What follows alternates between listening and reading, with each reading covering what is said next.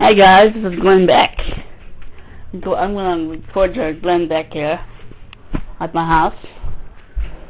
Here comes Glenn Beck in about 3 seconds. 1, 2, 3, here we go. We made in 100 days, have we made it better, worse, or about the same? Well, I think what the government is trying to do here is boost confidence. There may have been no substantial changes, but I think there's a better feeling, a higher consumer confidence for now, a temporary vacation until things turn down again.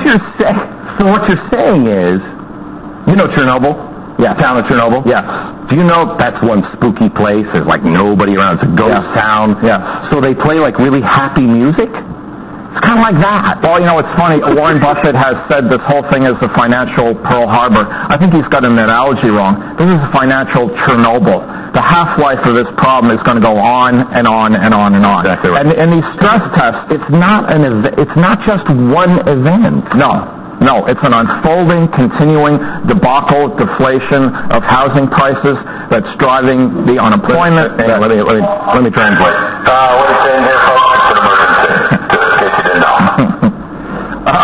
Okay, so tell me about, because I don't see anybody talking on television or anything. I don't see anybody going, I don't think the car companies are going to make good cars if Barney Frank is in charge, along with the union. I think what they're definitely afraid of is another wave of unemployment to continue the deflationary spiral.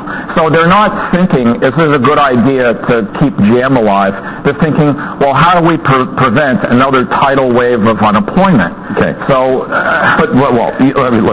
you do for a living, if I'm not mistaken. Right. You're an analytical guy. You just look at all the numbers. Right. And you look at trends in the numbers. And you say, okay, this is what's coming. Yeah. Right? Yeah. Okay. So the stress test is a joke. Thank you for saying that. It is the most stress-free stress test I've ever seen. First of all, they're asking them to test for unemployment levels that have already been reached. And they're asking them to test for the most mild-mannered of continuing housing decline. Their worst-case scenario for the stress test, a drop of 25% in housing values by 2010. Well, that's finished at 50% already. We're already to the unemployment levels they're testing for. And the 14% drop in housing prices, they're saying this year. Well, this is not going to end this year. This is going to go into 2010, 2011, 2012 before we get any kind of relief. They're not testing for You're bumming me out, Holtman. You're really bumming me out. Well, you know what this is like? This is a teacher puts together a test to ensure that all the students pass, so she looks good. And then, even despite that, exactly, they don't pass, what do? Suddenly the results are secret. Oh, well, we can't really release the results now. We were going to release them Friday, but now, you know what, we can't release them. Why can't they release them? Why this is not public? Why do it if you're not going to release it? I think because they got worse results. But what they're going to do now is, because the American people, well, maybe they don't. Well, we're going to talk in the last part of the show about what the American people are doing and what we should do. But I think anybody sane in this country go, you know what, I think we should stop borrowing money from the Chinese that we're never going to be able to pay back and give it to the banks. Yeah. So what they're going to do is they're going to take the stock that we have that we were promised was going to turn out into a good investment, where it's the kind of stock, it's preferred shares, so it's the kind that if you, correct me if I'm wrong, if they go bankrupt, we're the first in line to get paid, right? Or one of the first. Assuming there's anything left to divvy up. Just don't harsh my mellow. Sorry. Oh, okay. Sorry. Let's just say we live in a sunshine and lollipops world. There's something left.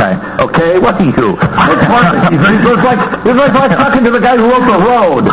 Jeez, man. Okay. Be a little happy. All right. So there's something like what they're doing is they're taking those shares and saying, you know what? We'll just convert these to common stock, which has no guarantees, nothing. Yes.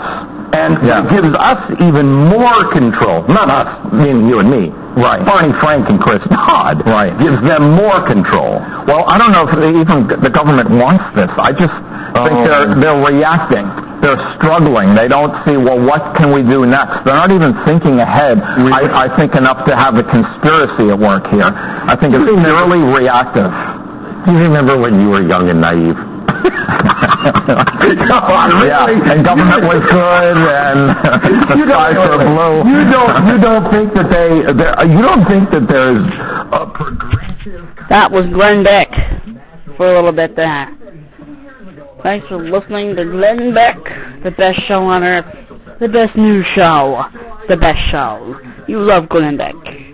Glenn Beck is cool. So if you want to hear more Glenn Beck, I will have another video that follows this. So continue to watch Glenn Beck on Channel 65 if you have cable. Oh wait, did I say Channel 65? I meant Channel 63. That's where you watch Glenn Beck. So yes, this is how you watch Glenn Beck. This is the Glenn Beck Show. Signing off with Matt Bly here.